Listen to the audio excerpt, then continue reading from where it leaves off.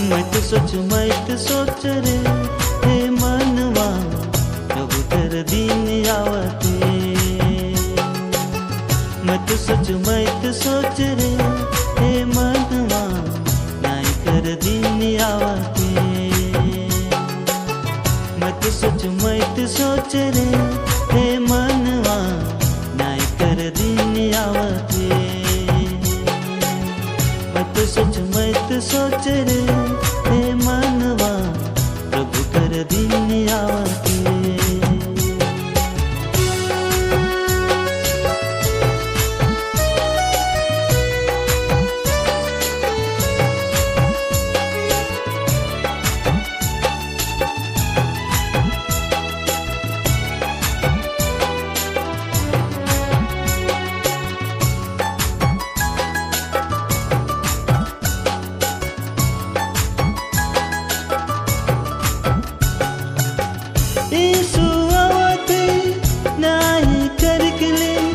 मन के फिराई ले वारे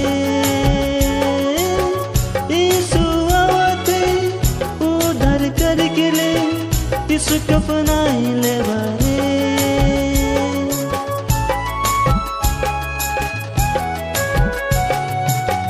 यीशु आवते न्याय करके ले मन के फिराई ले वारे।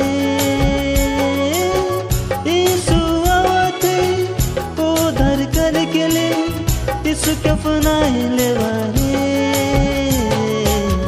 मैं तो सोच रे हे मनवा नाई कर दिन आवते। मैं तो सोच रे हे मनवा प्रभु कर दिन आवते।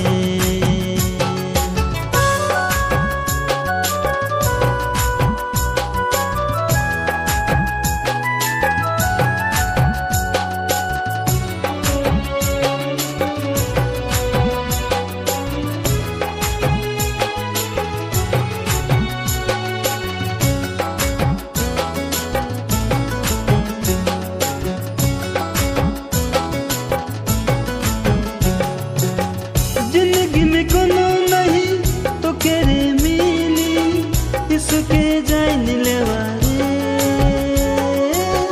बाद में समय नहीं तो केरे मिली आँख से आंसू गिरी रे।